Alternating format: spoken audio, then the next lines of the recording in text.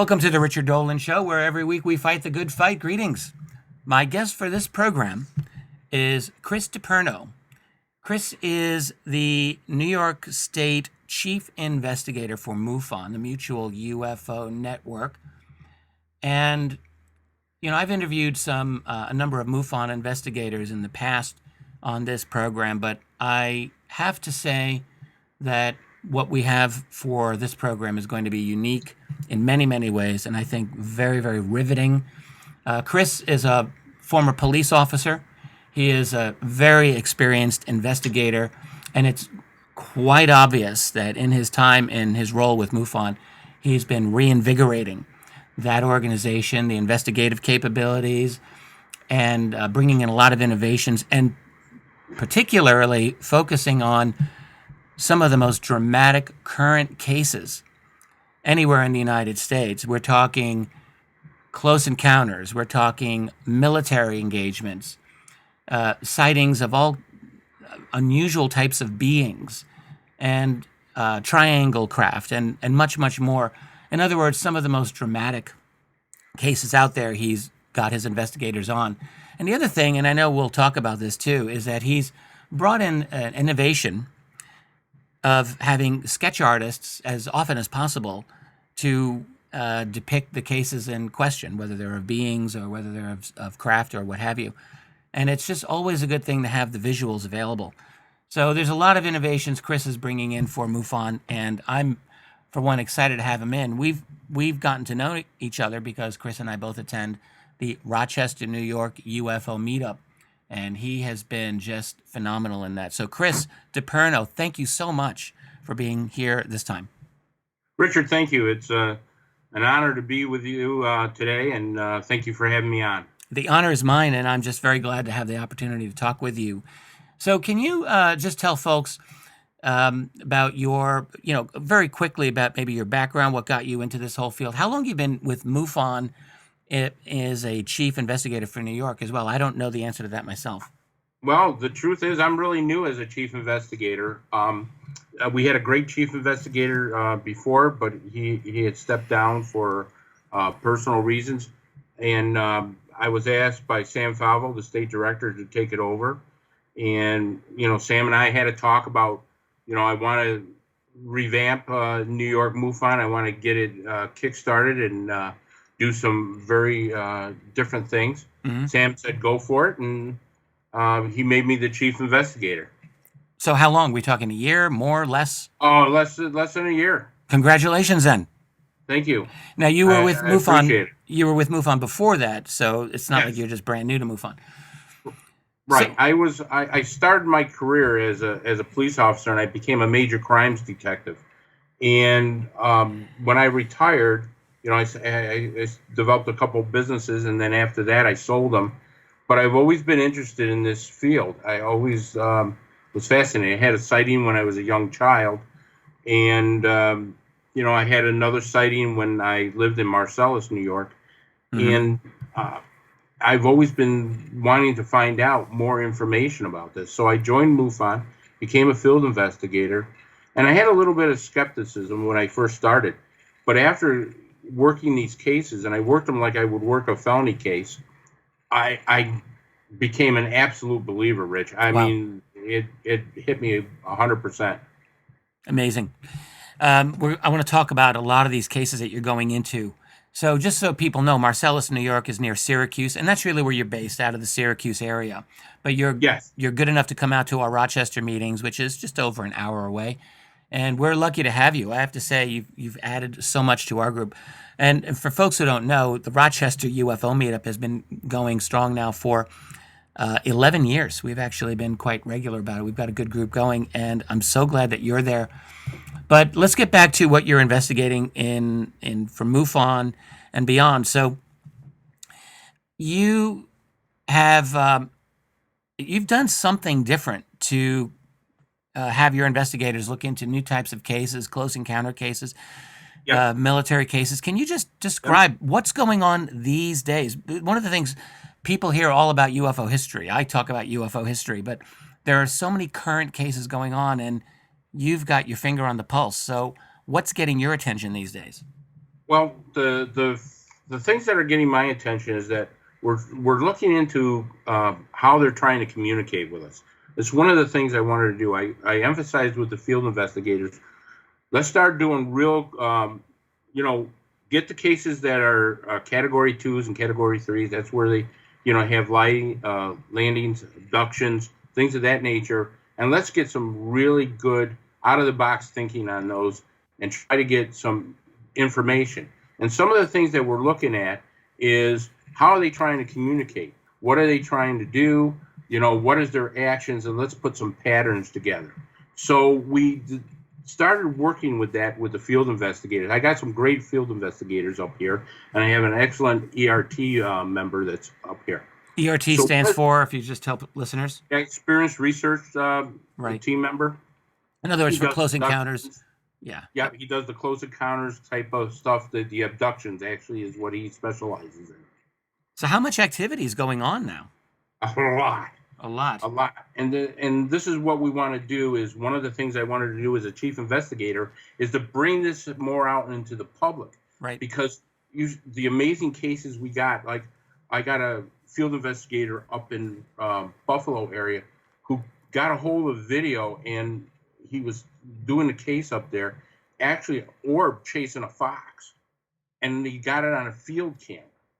So we've been studying that, but that's an amazing case that he's worked on up there. An orb? I've never heard of such a thing. An orb chasing a fox.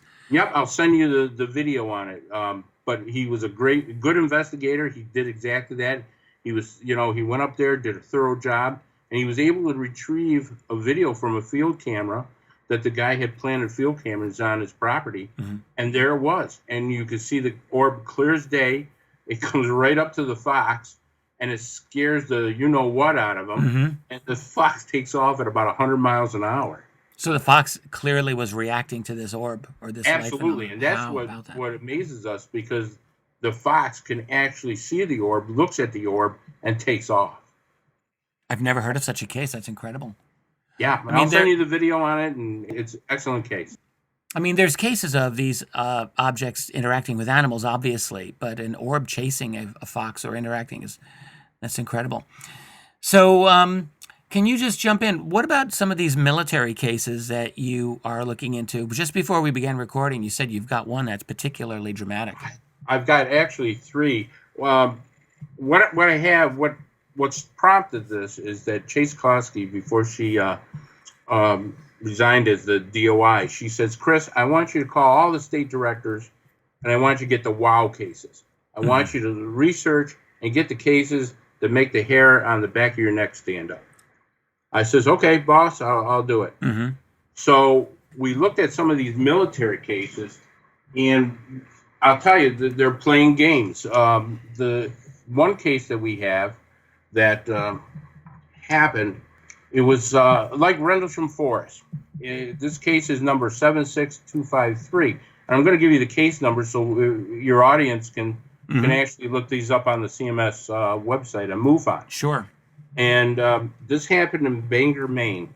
So this K-9 officer, he's a sentry. He's a trained air policeman. He's walking his post. Now, if anybody knows about Bangor, Maine, Bangor used to have the strategic B-52 bombers, and they had nuclear weapons there.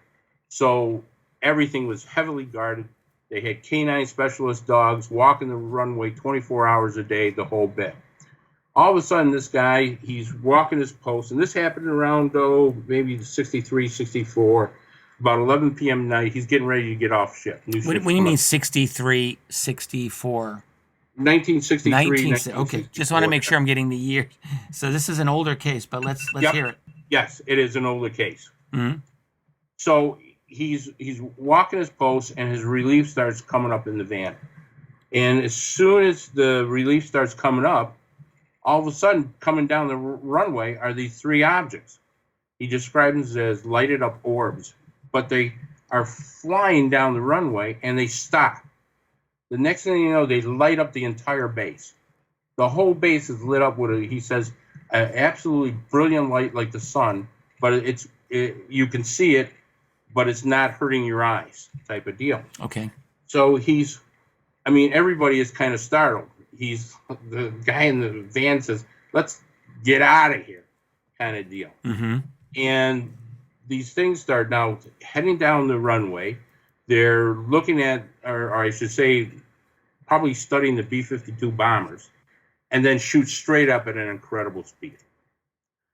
So this witness, years later, what happens is they send in some people who they don't know, and everybody gets interrogated, and everybody gets told, keep your mouth shut. Right. And so these guys are, being interviewed one by one, and the whole base knows about it. And so they're trying to, keep this kind of quiet. So this canine officer, years later, goes under hypnoregression.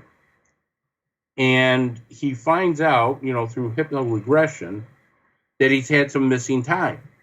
But here's the interesting thing. He says that he remembers a beam of light coming down on him from one of the orbs. The orbs actually went over above him. He didn't remember this in conscious memory, but in the hypnoregression, he says the beam of light came down, but he had a telepathic message that says, "We don't want you," and then takes off. So the missing time was very short, but he remembers that after the hypnosis. So that's amazing. Then, yeah, days later, the orbs come back, and they're studying the weapons facilities on this base. So they obviously are very interested in these nuclear weapons in Bangor, Maine. And so they kind of hush it up, close it down. Interesting. Very interesting. From 1963 or 64. I'm glad you told it. I was expecting current cases because that's what I thought you were going to give me. Oh, I'm sorry. But why not start out with an oldie? And this was something, obviously, that I think had not been known. I've never heard of this case before. Yeah, there's another case, and this too happened back in the 63 era down in Florida. Okay. And what happened there was 2 radar stations. NORAD had a couple of radar stations down there. Mm-hmm. And the radar officers were minding their posts. The next thing they know, they got an unidentified object at 70,000 feet. Okay.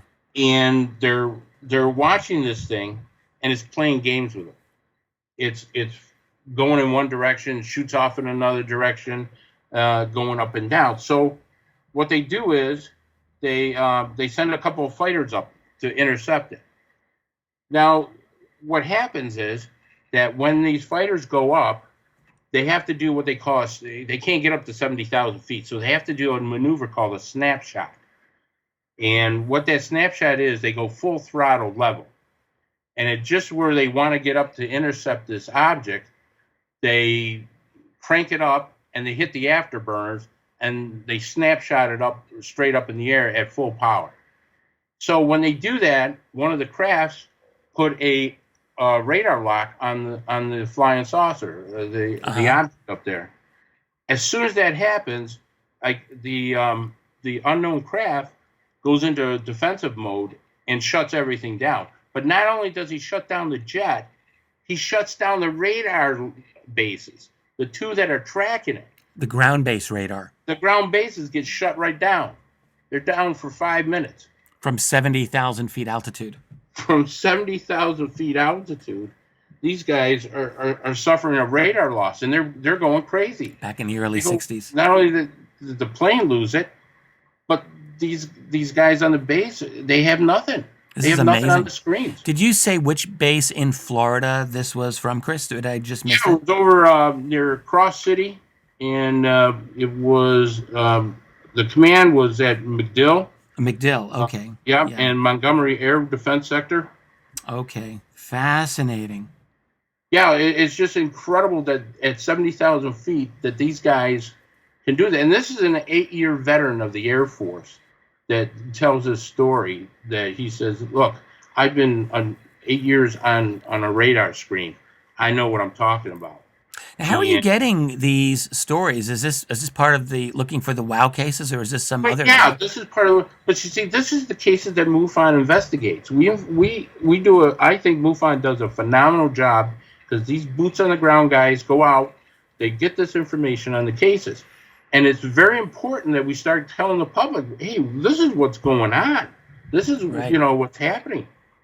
it's like these objects here are almost like playing a game with the radar guys. Well, absolutely. Look, there's a long, long history of military encounters where you've got the cat and mouse situation happening over and over again. These objects come in, we send interceptors out to engage with them in one way or another, and the objects totally outperform anything that we're able to bring out there. And this is not simply for the United States, this is for the Russians and for every other nation out there. They just cannot compete. Time and again, we get these stories. I got a better one, Richard, and Sure. this happened in Florida too. Mm-hmm. So the radar sites are watching their posts. Next thing you know, coming out of Canada at 5,000 miles per hour. Wait, we're talking about Florida, but suddenly we're getting into Canada. So how? Well, it originally started in Canada. Uh-huh. They're tracking an unidentified flying object. Okay. This thing is going 5,000 miles an hour. Right. Oh, wow. Okay. Yeah. And it's coming down the East Coast. And as it slows down, they say, well, it slows down to 1,500 miles an hour. It's like a half-hour trip down the entire East Coast. Yeah, I mean, obviously, this happened in 1967. Okay. So now the U.S. military air defense is on alert. They got the air defense, Army air defense, trying to track this thing. They got another one. Now, here's the interesting thing about this, is that when this thing slows down, it starts playing games with them. It starts going up and down, left, right, all over. But for some reason, when the UFO doesn't want to be tracked, it goes up or down. The radar can't track them when they go straight up and straight down. They have to use a special radar. As soon as they turn this radar on, it disables it. The UFO actually disables this particular type of radar, and they can't understand how they can have this disabled, but it disables it. Can't track them. So they send a couple of fighters up, and these phantoms are screaming trying to get to this thing. Right. And every time they try to get close, it shoots up and at incredible speed straight up. And they'll come around and they'll try to get back to it again, and then it'll shoot straight down, and they can't get to it. So it plays 4 hours. It plays this game with these guys. And of course, the Phantoms can't stay up that long. These do are that. the F-4 Phantom jets, Yeah, and they were the top of the line at the time. sure. Yeah. Yeah. And so, but they're tracking this for 4 hours until it goes up. Now, here's the interesting thing. We don't know about this, but apparently these objects went toward Cuba. And there is a story that a Cuban MiG got into a dogfight with That's one right. of them and got crashed. Wow. So this could be related if we know the time. I think the Cuban case you're talking about is a fascinating case. Well, this is the start of it, because what happens is that the field investigator did an outstanding job in this, correlated this with the Cuban case. That's I think that took place. I don't have it in front of me, but I think in the spring of 1967. I can't remember the date on this. I don't know if there was an exact date given, in fact. But for those people who just don't know, a very quick recap. U.S. Military tracking this in Florida, tracked high-speed unknowns in the vicinity of Cuba, and the Cubans sent 2 MiGs up, or one or 2 MiGs up to intercept this thing.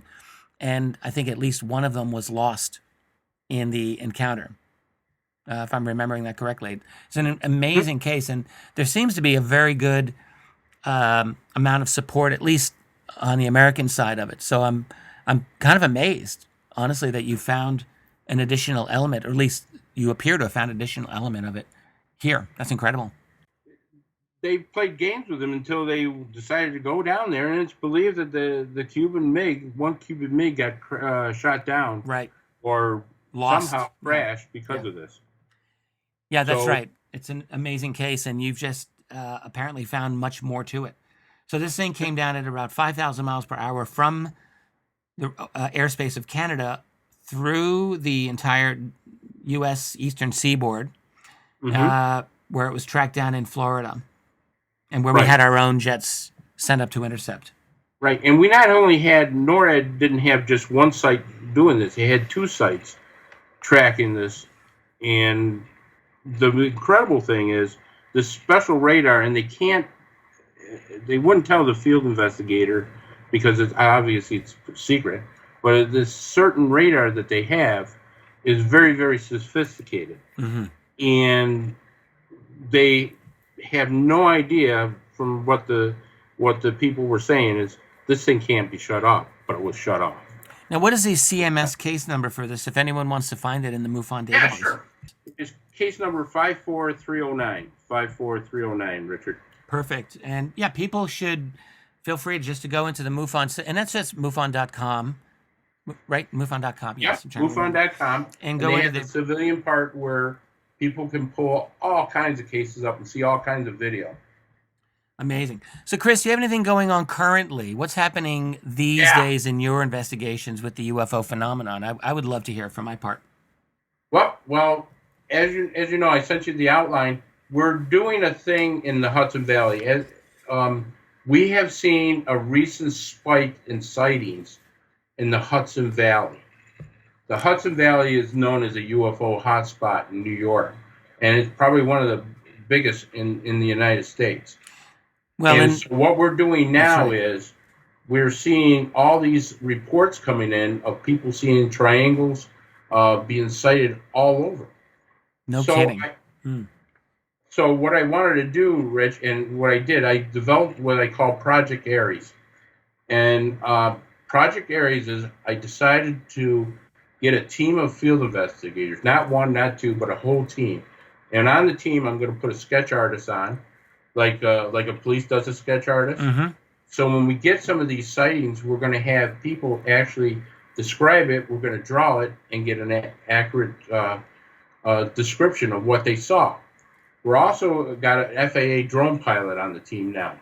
And we are using that because some of the sightings that they have, we want to see if there's any damage up in the trees or anything as it came over. Because some of these sightings at treetop level.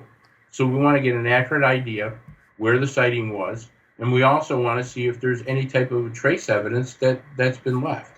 So we're going to employ drones for the first time. I very rarely, I know it's been done before, but very, very rarely. Well, we're going to employ it more. We're in an era where you can do this as a felony investigation. Yeah, we're in an era where you can do a lot with drones now, and they can be a fantastic research tool and investigative tool. So it's good that you're using them. Mm-hmm. We're going to try to develop a mug book, so a person can open up this book and flip over to different crafts and different species, and they could point to it just like a police department would do, and say, that's the craft I saw. And what we want to do is we want to narrow down to see what type of triangle or what type of crafts are being seen there. Interesting. Mug shots of alien craft. Yeah, because as you know, I mean, we talked about this, but we have a credible witness that watched a triangle dump something into the lake. Please describe that case, if you would. Yep, that case right there is, and I can't give the witness's name out because we're keeping that anonymous until we get all the information. But we have a lake in the Hudson Valley area that an extremely credible witness saw this triangle going over the lake. It stopped, it hovered, and then all of a sudden, he says that two objects that were barrel sized. It wasn't like molten stuff or anything free floating. They were like barrel sized, get dumped directly into the lake. And he heard the splashes. He saw the objects, saw the splashes. So, I mean, he was very detailed in what he said about that. So, wait, let me just stop and repeat this. So, this witness sees a triangular craft hovering over one of the lakes in the Hudson Valley. And this is north of New York City, really between New York and Albany, the lower part of the New York State area. And there, as you mentioned, there were lots of sightings there, famously in the 1980s, huge amounts. But so now you've got a witness who sees a triangular craft over one of the lakes there, dropping two objects that looked like barrels into this lake. Correct. Wow. And he heard the splash. They're barrel-sized, Richard. We don't know what they were. I mean... Okay, right. So thanks for correcting me. So barrel-sized objects, and just drop them into the lake. That's incredible. Right. So you know what lake it is, I assume. Yes. Are you able to tell us, or is this still not at this time being quiet because about it? we're thinking of sending a dive team in. If we can coordinate Okay. these pretty locations, Right. MUFON headquarters, we're coordinating with them, and they may send their specialist dive team up to actually try to go in. When did this case take place? What, this event? Yeah, beginning of this year. So early 2019. Mm-hmm. It happened in January of 2019. So with all the other sightings that we're having, we put together this team, and we're coordinated with, as you know, Linda Zimmerman. Yes. And now let's just let people know who Linda Zimmerman is. She is the leading investigator in the world these days on everything to do with Hudson Valley UFOs. I've met her a couple of times myself. She's a great researcher, a very good writer as well, and a wealth of knowledge about this. So you're working with her. That's great. Yep. And what we're going to do is my guys, the boots on the ground, they're going to be collecting the information, and we're going to utilize Linda. This is a joint venture, and we've never done a joint venture before. This is Project Aries you're talking about. So MUFON New York Aries with Linda Zimmerman. That's fantastic. And so we're going to collect the information for Linda. Linda's going to be like the detective. She's going to try to work with me and put the puzzles together. And we want to see what patterns. Why are they flying over this area? What is so particular about this area that made it such a hot spot? Especially, why is it triangles? Well, the most predominant thing seen over there is triangles. Why triangles? How about the old boomerang-shaped objects, which were famously recorded in the 1980s? Are people seeing anything like that, or is it just triangles? Yes. So you can say they're coming back. Boomerangs as well. Yep. So when would you say this resurgence in sightings in the Hudson Valley area might have begun? Can you pinpoint it? Do you have an idea? We get it close to the 2018 area to now, because they're getting. So I just interviewed a person who gave me two other names that I interviewed her yesterday, and she says, I'm driving along the road, and the next thing you know, there it is. And what did she describe to you? And she just actually, this one was she described as a triangulation type orb. It was very bright light. Triangulation orb? Like, so what does that mean? Like a triangular shaped orb? Well, yes. The actual shape of it was like a triangle, but it was very, very bright light. Okay. And was at treetop level. And she had a passenger in the car, and they both saw this thing, and they got very frightened. Of course, they turn off in another direction and heads out, and they say, look at each other. So I guess we saw our UFO. Right. And, we interviewed him yesterday, and she goes, Chris, people in this area have seen these sightings now all the time. That is like right out of the classic Hudson Valley cases from 35 years ago. Typical situation, a couple of people be driving in their car, they see an object, stop the car, one or both of them goes into total panic mode. Heard this many times. And here we are, we're seeing it again. So that's very interesting. So you're getting a lot of these cases in the Hudson Valley region. Part of me always wonders, and I want to hear more of your cases, by the way, but I often wonder, do we really have an accurate gauge of waves of sighting areas that are going on? Because it always occurred to me that most of the sightings that people have, they never get reported anyway. So I often wonder, do we really have an idea of how much activity is going on? But it seems to me that you've got active investigators going throughout New York State now, so maybe you're getting an idea. What we're doing is progressive. We're actually reaching out to people. We're not waiting for them to call us. Mm-hmm. We're going to kick this off at the UFO festival. This is the first time MUFON's ever put a booth out there, but we got an actual table. Now tell people, we're talking about the Pine Bush UFO Festival, I believe. Exactly. Yeah, this is in Lower New York. It's in the Hudson Valley. Is Pine Bush technically in the Hudson Valley? I think it is. Yes. Yeah, and I have been there myself. I won't be there this year, but I'm glad you'll go there. And it's they've got a small town, but they make it into a one-day event because that area has had so much UFO activity. that they've actually had they have a one-day event that takes place every year, and it's actually very, very nicely done. Well, the people who run it have graciously allowed us to set up a table, and we're going to have an area where witnesses can actually come. We'll interview them. We'll have a mug book ready for them so they can pinpoint what exactly they saw. Mm-hmm. We'll have people on right there, field investigators right there that will take their stories, and we'll be able to start looking at patterns. We want to know, Richard, what kind of triangles are being seen? Is there several different kinds? Does that mean that different species are looking at that area? Or is it one or two that are very interested in an area? And here's something that I just found out the other day, and I did not know this about the area. Okay.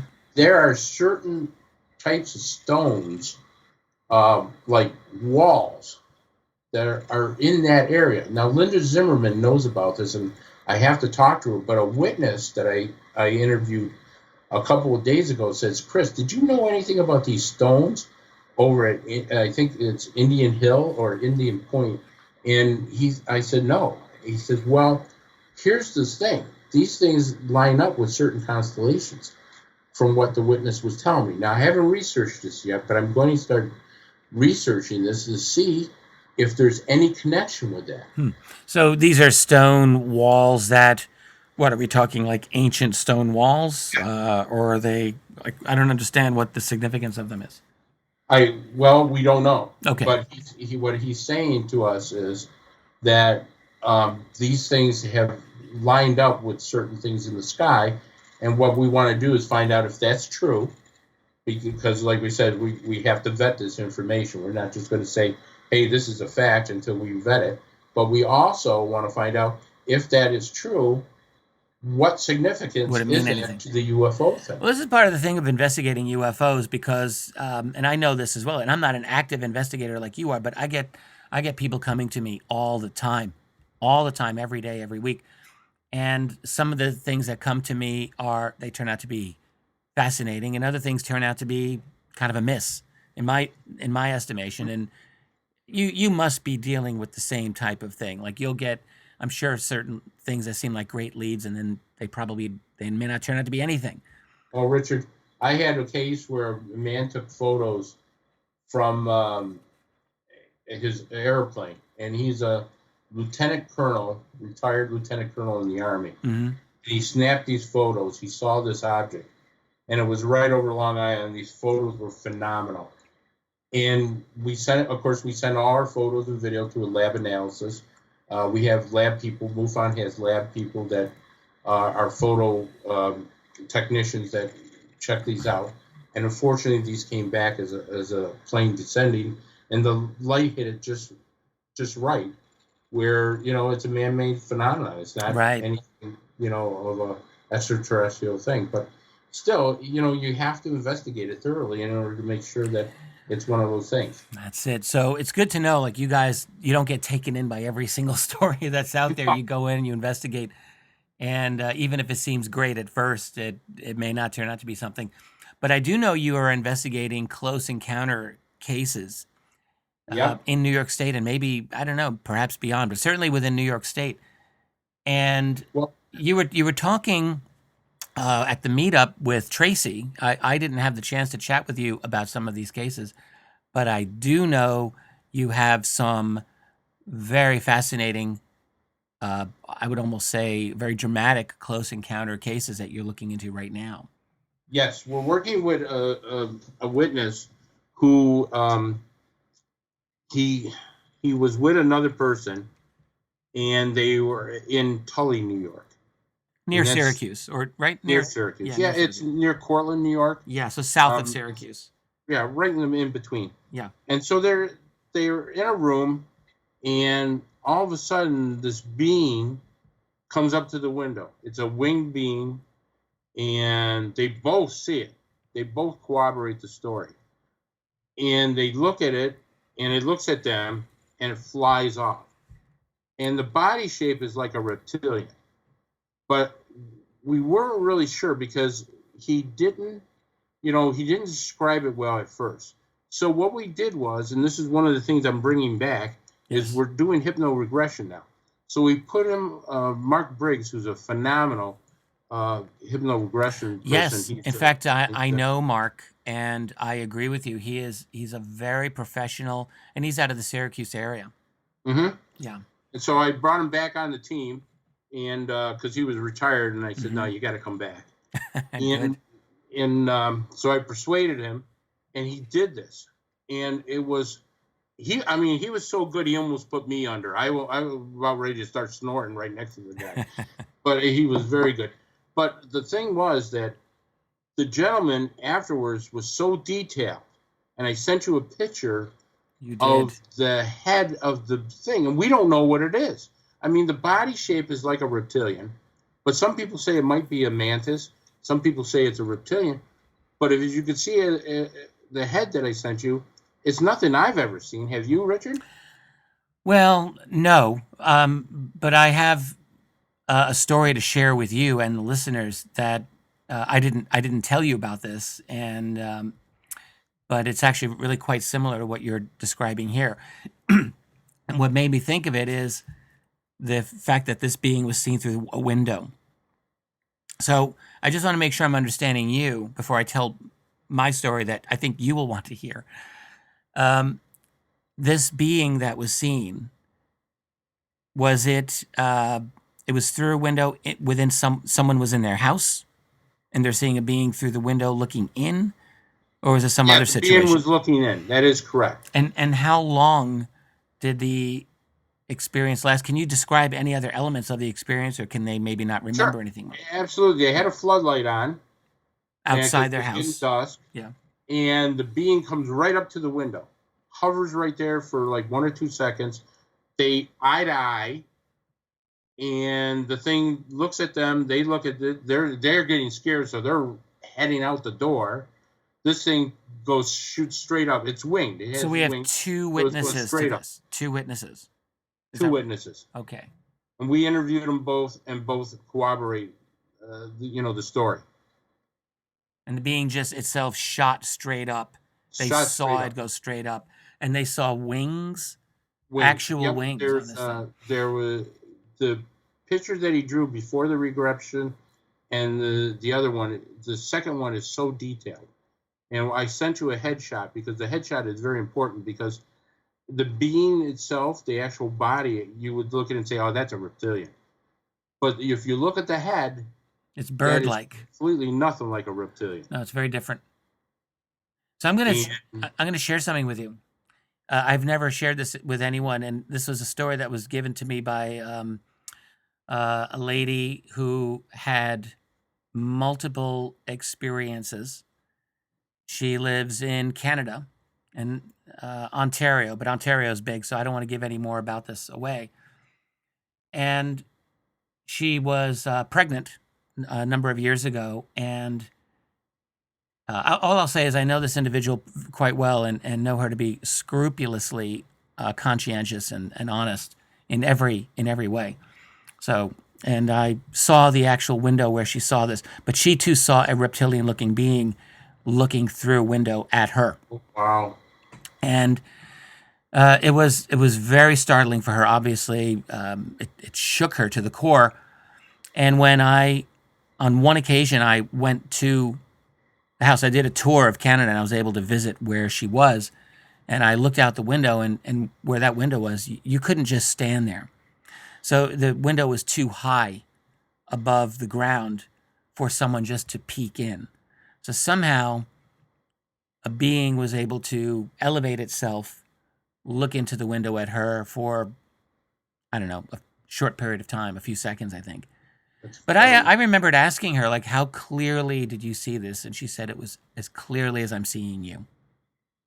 So it was that type of response. And now her description wasn't quite like what you've got here with this long, elongated, like a snout almost. But it was definitely, she described it as reptilian in appearance. So I think there might have been some similarities with what your witnesses have, but not the same thing. Not quite the same thing. Here's the kicker to this, Richard. There's no craft scene. There was no, orb or craft or anything. Right. It was just the being, A being. that was seen. So In was there Tully, New more? York. In Tully, New York. Fascinating. Right.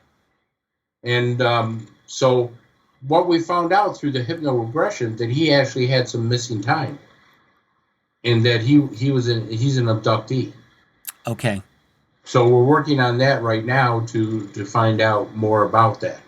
Right. So you don't know, or at least you haven't gone into the details of what was missing and what may have happened to this person, but you're hopeful that you can. We will do Yeah. another regression, and to see. I mean, and I don't blame him.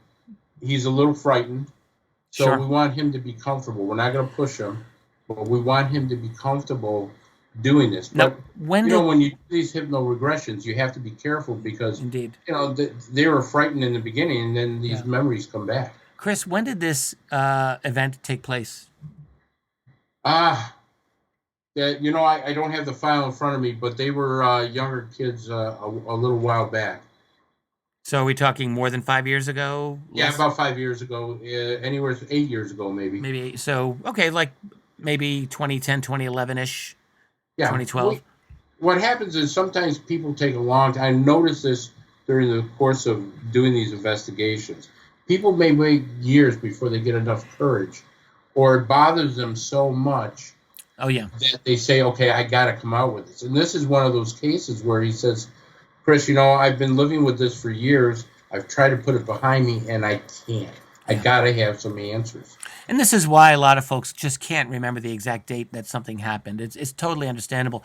To someone who's a very committed skeptic, they might think, well, why don't they have, more detailed information? But I can say from my own personal experience, I've had a couple of experiences that I would consider UFO sightings, and they're nothing nearly as dramatic as what you're talking about. But I'm almost embarrassed to say that in both of the cases I'm thinking of, I couldn't actually remember the exact date. I've got it narrowed down. And why is that? I just didn't bother to record it at the time. I thought, oh, that's interesting. And right? So that's what happens. Yeah. It's a very normal thing where... Here's an example I'll give you of what we're talking about. She was one of my very first cases that I had up near Buffalo, and she was totally a skeptic. She's a professional person, and she works, toward the late night hours, and she was driving home on Route 219, and we were finally able to pinpoint when it was. It was June 3rd of 2018, and she's driving home, and she's listening to the radio. She's got her cell phone, and she's going to call her brother.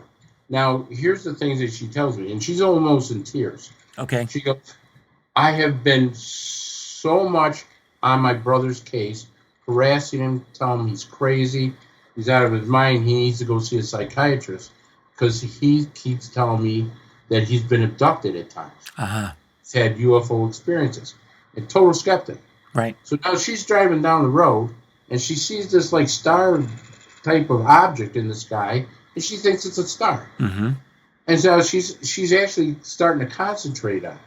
Now, one of the things that's interesting is the communication there. Is there something where this star or this object saying, hey, there's somebody noticing us, and she goes, hey, I'm noticing you, and kind of gets into the psyche of their heads. And this object all of a sudden starts coming closer to her. And she says, this is like a large sphere object, but it's about an acre in size. Now I'm on this old country road, and this thing starts coming closer to me, and I'm panicking. I'm getting frightened. So it's getting down very low in the sky, like she's getting a good. It's coming where she can describe it. So Wow. it's massive. It's acre size, Mm-hmm. but then it starts pulsating toward her. So it's like it's trying to communicate. But then her car radio gets shut right off. And her cell phone, which she has service with all the time on that road, gets shut right down. Oh, boy. So now she's absolutely terrified. She winks to the nearest corner road to get away from this thing. But, as we were talking and stuff, she goes and wonders, was this thing actually trying to communicate with me? Was there something there, feeling that, was it trying to give me a message? Was it trying to say something? But the first thing she did when she got home, she said she was crying. She called her brother up and says, "I'm sorry for all the stuff I ever done to you." It's now happened to me. Believe her. Yeah, very interesting. So it just came down. It seemed to be pulsing, but she couldn't really understand like what it was trying to do. But it got very close to her.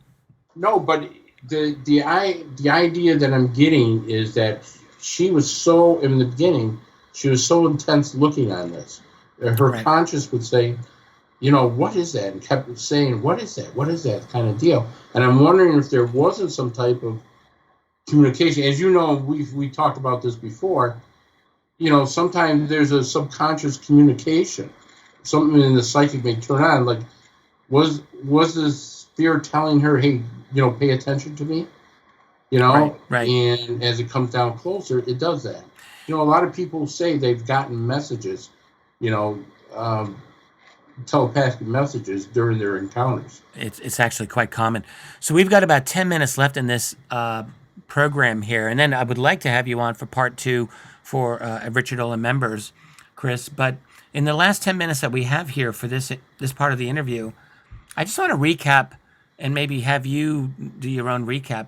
So you've given several old military cases from the 1960s that and your team are re-investigating or actually pulling out, honestly, for the first time.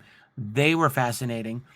You talked about Project Ares, which you are initiating with MUFON New York with the cooperation of Linda Zimmerman, which is a great combo you've got right there. And these deal with sightings over the Hudson Valley, primarily in lower New York State. I think the one that really I can't get out of my head is this triangle dumping something barrel-sized into a lake. And I really hope that you and your team are able to continue the investigation of that, because think about what would that mean? That's a freshwater lake. That's our water. This object of unknown origin, because officially speaking, no one is supposed to be flying triangles or perfect triangles that can hover. And why would they be dumping unknown somethings into one of our lakes? So, I mean, that's a very dramatic thing. I'd find out, Richard. Yeah, please. And then the other thing that you pointed out that I think people want to remember is that there, at least from you and your investigators, seems to be a resurgence in UFO sightings, UAP sightings over the Hudson Valley area in general. And I definitely think we want to get more information about that. And you just described this incredible close encounter with a reptilian type of being in Tully, New York, maybe around 2010, 2011. And this other encounter in 2018 in Buffalo. I mean, these are some very interesting cases that you I have another one if we have time, real quick. Go for it. Okay, so this is a fascinating case. So this woman calls me up and says, Chris, I've had this sighting, and I got pictures. And I think you've seen the pictures of it, the orb that I showed you. I'm trying to remember. I'm not sure if I remember you showing me. I'll send them to you. Okay. Anyways, she this happened in Lake Champlain. She says, Chris, I knew I was going to see this. I don't know why or how, but all day I says, I tell my husband, I tell my stepmother. They all go out on the back deck, and sure enough, the stepmother sees it first. She says, I think there's a burning plane. There's a plane on fire. They look closer, and here's this orb coming in at treetop level, going right by the tree line by the edge of the lake. Now it's starting to pulsate her. And she thinks that it was trying to communicate with her. But, of course, they try to get closer to it. Then it shoots out at an incredible speed. It's gone. And I go, well, why do you think it was communicating? She says, I've never had an experience, but my mom has. What do you mean? She says, well, my mom had, in the middle of the night, when I was a baby, the entity woke her up around 2 o'clock in the morning, and she says, listen, he telepathically said the message saying, I'm not here to hurt you, and walks over to my crib. I says, well, that's an encounter. I says, that's quite interesting. What happened? Well, yeah. The child in the crib, her was in the crib. She has this entity hovering over her, and for about 15 seconds, and then disappears, gone. She says, ever since that time, every once in a while, I get these dreams, and these dreams are terrible dreams. They're about a nuclear war that we're going to have in the future. And I say, well, okay, let me research this and stuff like that. And sure enough, I find out that the executive director, Jan Harzen, his brother has the same dream when he had his encounter. I do some more research. There are people now having this particular type of dream. And I'm wondering, we're looking at this too, of the implantation of different types of dreams or messages that these people with close encounters are having. You mentioned the MUFON's ERT, the Experiencer Research Team, and it's become quite clear that through experiencer research, a lot of individuals have indeed gotten these types of visions or appear to have gotten these messages from other beings relating to some impending catastrophe. The only thing that makes me wonder about this is, A, these types of messages have been going for decades and decades and decades, and B, they almost appear to be kind of random. You've got these beings that apparently they know that there's going to be some catastrophe, and they're just sprinkling these random messages out to people in the population. Like, what are they going to do about it? So it never made any sense to me. But the fact is that there's a lot of these folks out there who have got the type of message that you just described. Correct. And why? Why them? Why are certain people able to have that communication? Right. I don't know the answer. I've never been able to figure it out. Like, what is it about these individuals that separates them out as a group, where these beings presumably are giving them these types of messages? And I don't know the answer to that. That's an interesting question to ask. But one of the things is, when you have a group of people, why do in that group maybe only 2 or 3 see an actual sighting, and the others don't? Why? Oh my God! Well, I hope we can maybe we can pick up on those speculations. I'd like to talk with you about that in the next segment. We're actually running out of time. We've got about 3 or 4 minutes, I'm estimating, here for the remainder of this. And I guess I just want to ask you and give you the chance to tell people anything else that you want them to know, A, about what MUFON New York is doing, the kinds of research you're doing, the kinds of information you're getting. What else do you want to tell people? Well, if they want to become a field investigator, they have to go to MUFON website. We're always looking for good investigators who have an open mind, who can look at evidence and say, I want to follow the evidence and not, make a snap decision. But they go through MUFON University to become a certified field investigator. MUFON is the largest organization that studies this, but it's one of the few organizations, I think maybe the only one, that actually has certified field investigators out in the field. And these boots on the ground, they do a great job. They're trained well, and they do a great job to give information to researchers, detectives like you, like Linda Zimmerman, like Peter Robbins, to go out and try to put the puzzles together. Well, we're all doing what little that we're able to do to help, and the thing is, we need as many good people as we can. I think it's really remarkable that you, Chris, have been able to infuse a kind of new energy into MUFON. You brought back a lot of the older investigators who I know for a fact they're great people, and you're bringing them back in. I know you're getting a lot of new people, and it just seems like there's a lot of reinvigoration going on at MUFON New York, and maybe this is a ripple effect that will be occurring throughout all of MUFON in terms of the investigation.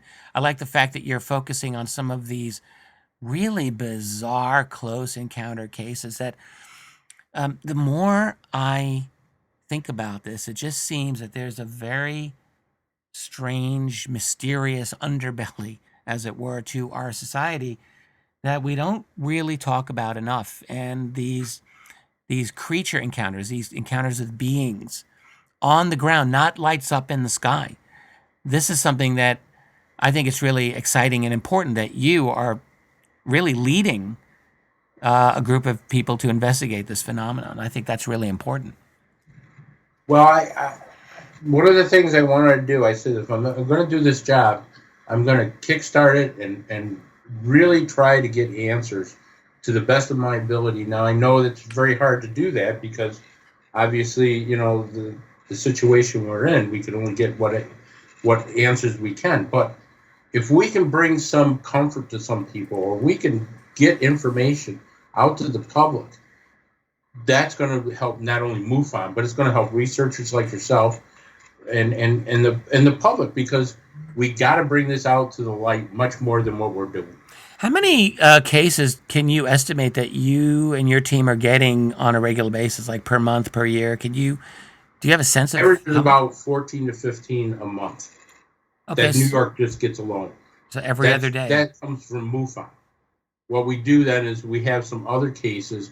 We encourage the people to put them into the MUFON system because we want a permanent record. So we'll get calls from people and we'll tell them to go. So those are, you got to add it, but those are, you know, they vary from month to month. Okay, but that's like a couple of, maybe almost 200 a year, perhaps, or a couple hundred just a year. In New York. In New York State alone. Yeah, so that's quite a bit. That's a lot to investigate, and it's every year. Listeners can know that if they want to see you in person, probably the next good opportunity might be at Pine Bush, which is, when is it? That's in May, isn't it? May 18th is when the festival. We'll have our table set up. We'll have a bunch of field investigators there. And if people want to report their sightings, there's no pressure. They can come. We will have, each person will get a MUFON certified MUFON field investigator to work with them, and we'll collect the information. And from there, maybe we could establish some patterns, give maybe some explanation as to, you know, what their path is, what their glide path is, you know, when they come, how many years in between, you know, all these questions we need to have answered. Great. Well, so people will have the opportunity to meet you. This is you, Chris Deperno, just so people know your last name. And may I, is there a way to contact you that you prefer? I have your email here. Can I put that below the link here in this video? Yes. So they can write to you. I think you're at the point where you're just taking all the cases right now. So be careful with what you ask for. You may get overwhelmed with a lot of these cases. Well, yeah, you know what? I'm so fascinated with this field, especially, you know, starting as a little bit of a skeptic. Yeah. And then getting into this. But it really does help people, because people go, why is this happening to me? Right. Why me? And maybe we could shed some light on that. Absolutely. Absolutely, Chris. Chris Deperno, the New York State Chief Investigator for the Mutual UFO Network. That is Chief Investigator for MUFON in New York. I've really loved having you on here. It's been fascinating, and I definitely hope we can do this again. Absolutely. Well, I'm going to thank you for listening. And remember, while we learn and grow and search for the truth, let's be good to each other. Later.